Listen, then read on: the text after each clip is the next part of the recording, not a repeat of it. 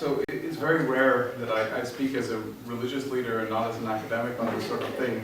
So I'm going to do it proper. I'll start out by saying Bismillah. And then on December 11th, 2013, the CBC ran an article on the Halifax Unity Mosque. What's really strange about the story, though, is that the mosque doesn't yet exist. But the mere suggestion was enough to make it one of the most popular articles on the CBC website for about 2 weeks. I've since received a number of requests for a follow-up interview, as I was the person suggesting the mosque in the first place. I currently sit on the board and used to be the president of something called the El-Tawhid Juma Circle, a collective of mosques which began about 5 years ago by Laurie Silvers, an academic, El-Farouk Kaki, a lawyer, and Troy Jackson, an artist. All three were Muslims, profoundly dissatisfied with the state of affairs in the number of Canadian mosques.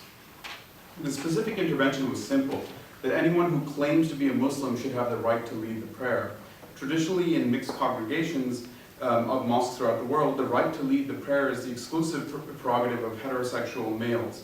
But this exclusion, a number of scholars and activists have contended, is not only historically unsupported, but betrays the essential equality of persons, which I believe is at the root of Islam. On a personal level, I've struggled for years with praying in so-called orthodox religious spaces. I've been uncompromising in my opposition to patriarchal structures and paternalism in certain interpretations of Islamic law, but I found myself having to check those values at the door when I went to pray. And I took objection to both the content of the khutbahs, of the sermons, and to the exclusion of women from the spaces in which I knelt. Moreover, I'm queer identified, which means something very simple to me, that my sexuality is not defined by the persons with whom I share sexual intimacy. However, I have considerable traditional Islamic street cred. I'm male, my full name is Syedadnan Hussain. Syed makes me a descendant of the Prophet, at least my grandmother says so. I'm brown, I was born in Pakistan, and I have 2 children with Muslimi sounding names. And I'm an academic who studies Islam. Based on these simple surface level facts, no one will bar my right to lead the prayer, but on a daily level, those without my convenient surface garb are denied that right. And I've yet to hear a satisfactory explanation for how modesty, which is why both men and women should dress conservatively in prayer spaces, is used to stop women from praying in front of men. The logic is flawed to the core, because a man may get distracted when a woman leads in front of him. And my question is always, isn't it he who's failing to keep his intentions pure? But I digress. As such, when I found the El-Tawhid Juma Circle in Toronto about 4 years ago, it made me proud to lead protest on my knees behind a woman in prayer. As such, our successes have been modest, but are building momentum. We spread to Vancouver, Calgary, Montreal, Washington, D.C., and Atlanta. My hope is that we'll bud in Halifax as well. The model for our communities is available on our website and is backed by historical research as well as traditional sources. We have still clung to certain conventions, such as leading the prayer in Arabic, though the khutbah, or the sermon, as I mentioned on Fridays, is in the vernacular, in English or French. But these are big-ticket markers of success, and the real message of our community and the importance of our presence as a voice in this dialogue is that we promote a space of healing.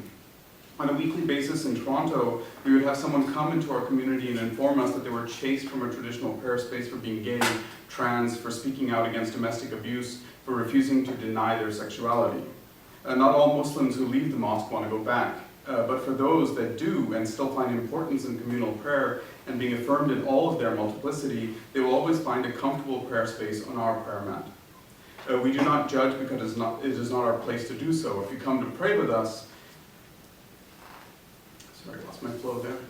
We will embrace you and support you in the desperate struggle that we all endure to keep our humanity in a world in which it's so easy to lose. It's been extremely challenging being involved in the movement, and I will take a few minutes to draw you a rough map. Firstly, there's internal challenges. We have to deal with the same buffoons you will find on comment sections of any social justice movement. They have attempted to hide behind the veil of anonymity of the internet and have attacked our website, shut down our Facebook page, assaulted us with various unkind words. And though you will have then you'll have the deniers who will say that women don't want the right to lead the prayer, that they've never met a gay Muslim, or that it's a Toronto issue and could never be something that's important in Halifax. Lastly, I must say, from a personal standpoint, the most aggravating are people who assume you're just merely misguided. And they'll try and teach you the real Islam, the one true monolithic Islam to cure you of your confusion. And they usually begin by saying, brother, you're mistaken. Really annoying. Whereas the internet troll is both unteachable and unreachable, you can at least reason with the other two or ask them, at the very least, to check their privilege. Secondly, we deal with external challenges, and those also come in a few varieties. You have the internet troll who will, in the face of extraordinary human struggle, will say something like, and that's what's wrong with Islam, or with religion, or with faith in humanity, or any such nihilistic nonsense. I'm assuming since we're in a room filled with people who study religion, that one can sidestep that gang entirely. Another variety assume that women in Islam are oppressed, and that male Muslims affirm that oppression as a veritable pillar of their faith. This group is simply ignorant. But the most troublesome ones are those that champion our cause against other Muslims. What I mean by this is people who will say things like, you are real Islam, or modern Islam, or that your Islam somehow is better than the Islam being practiced by millions of people all over the planet. I appreciate the sentiment, but they fall victim to the same folly as the third character in the insider debate.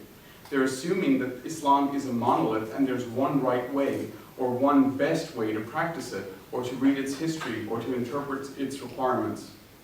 Though they come from a place of positivity, they would have Muslims like me argue publicly against Muslims they do not find as palatable. And that's why I've refused the follow-up interviews thus far. And this kind of movement grows, I believe, slowly and organically, and I would rather not use the power of the press to bully my understanding of Islam down the throats of local Muslims. As such, I could not disagree more with this strategy. The beauty of the faith to me as a historian and as a Muslim is in its variety. Despite the fact that I do not interpret the tradition to exclude women from places of leadership and prayer, I realize that many Muslims can legitimately hold that opinion because they read the sources, interpret the tradition, and engage with their faith differently than I do.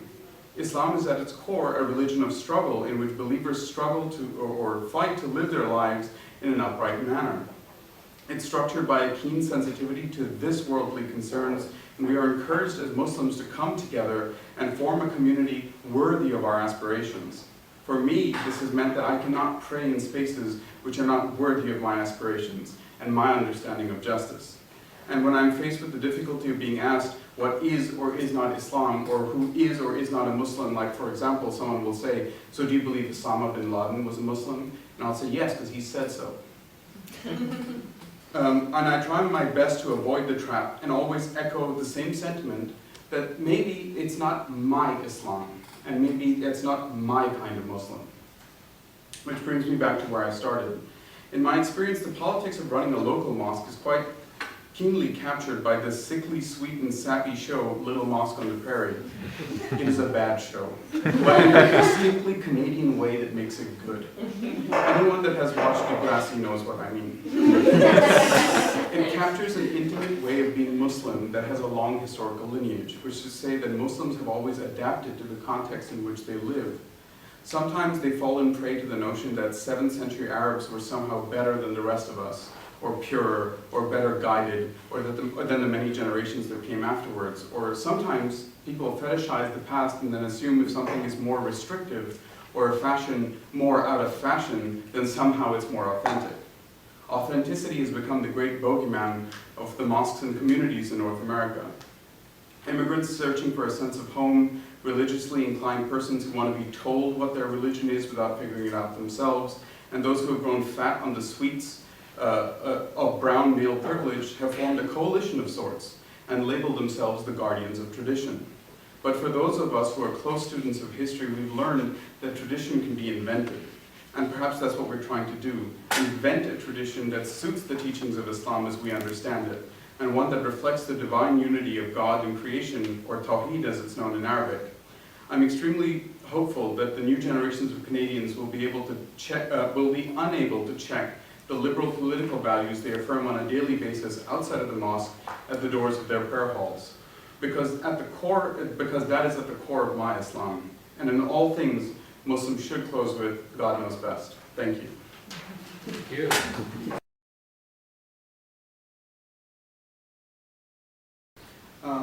Well, I can't speak to sort of the broad, I don't want to paint too broadly, Sure. but at the same time, what I encountered amongst young Muslims, and these are both people I've taught in my capacity as a lecturer at a university, or and also people who I've encountered and had conversations with, what my experience has been that a number of things get jumbled up. One is that you've got children of immigrants, and so their sense of home that tends to travel with their parents and the wanting to be almost more Pakistani sometimes than their father was, is tied up with issues of Islam as well. So in the kind of observation that takes place, so you have the same kind of phenomena taking place with these evangelical groups, which is sometimes the parents may not necessarily practice Islam in the same way that their kids will suddenly very intensely want to practice, because they want to be more authentic than their parents were in certain ways. So there's that dynamic. There's the other dynamic of people just not wanting to go to mosque. So they leave for university and they're just like, I'm done. And then alternatively, you get the third option, which students are, or young people I find, feel uncomfortable when those conversations come up in the mosque, or when they hear a sermon that doesn't really jive with them and it doesn't sit well, but yet they go to this space because they believe that that's where orthodoxy is, that's where you should be if you are a Muslim, and that this is the kind of stuff you just suffer through. But again, the massive expansion of the internet as a resource available to students means that you can cherry pick the kind of sermon you want to hear. If you want to hear like a really liberating one, they're out there. If you want to hear one that's going to make you tremble in your boots, they're out there. So it's you have forum shopping in a way that you couldn't really in the past. Like for Fridays during my prayer time, if I'm not meeting up with anyone in Halifax, I will Skype with my community in Toronto. And so and I've even given the khutbah over Skype. So they just put the laptop at the front of the room. And so it's, the nature has changed of the beast a great deal. I hope that answers your question. Thank you. Yeah, so there's this, in terms of our religious space, we've sort of done a mishmash of like all sorts of things. So first off, no one will tell you how your hands have to be placed. So this is an easy way to tell the difference between Sunnis and Shias. If they're praying, if they're doing this, they're Sunnis. If they're doing this, they're Shias. If they're sort of sitting down in a prayer circle, they're probably more Baha'i and more maybe even Ismailis. It's different. For us, we don't put any restrictions on how a person prays, where they decide to situate themselves in terms of the room. Some people are uncomfortable standing next to a man, and that's fine. If you are experiencing domestic abuse at home, you don't want to be anywhere near men, you can stand as far away from them as you want, and that's entirely possible within this space. Also, there's an incorporation of some Sufi practices as well. So at the end of the prayer, they'll do a section of the community will break off into a zikr, or a remembrance of God, and that's just done separately. And so we try to consciously incorporate different groups in. And if a Shia is leading the prayer that day, they will do it as a Shia does it. And everyone else will just, there's no error in having, in Islam, the traditional legal sources say there's no real error if the person who's leading the prayer is not the best person to be leading the prayer necessarily. So even if you are a Muslim and you don't think that person is the best, it doesn't affect your prayer in any way. So and there's very good precedent for that in the tradition. And so as far as we're concerned, we want to very much take people as they are and encounter them as they are, and just create a place that's safe for them and affirms them and their identity. And it's a very difficult struggle to be living in an upright manner today.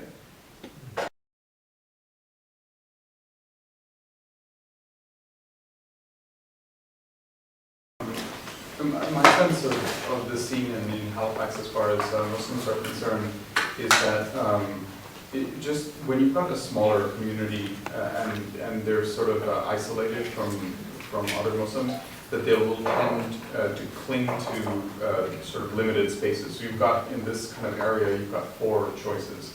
You could be in Dartmouth, or you could be in Halifax. Dartmouth, I hear, is more conservative than Halifax is, although, but in the downtown Halifax one on Chiboto, from what I understand, is just basically it's a catch-all. Like, so with AIDS was the first one that started. It got a major boost because of an aircraft that crashed, and some Saudi families really funded the building of this building, and as a result, they've sort of blossomed, and they're a kind of a catch-all community. The ones in Bedford are two Shia communities, two Hussainiya. One of them is Iraqi, and the other one is Irani. And it's not a divide because they're sort of antagonistic to each other, but the Irani one tends to do it in English, so that can be the catch-all for all Shias. And the Iraqi one is in Arabic. So if you speak Arabic, that would be the place you'd want to ideally go. But from my knowledge, none of them is going to exclude you if you. However, you might get certain looks if your hands are in a certain place at certain ones. So.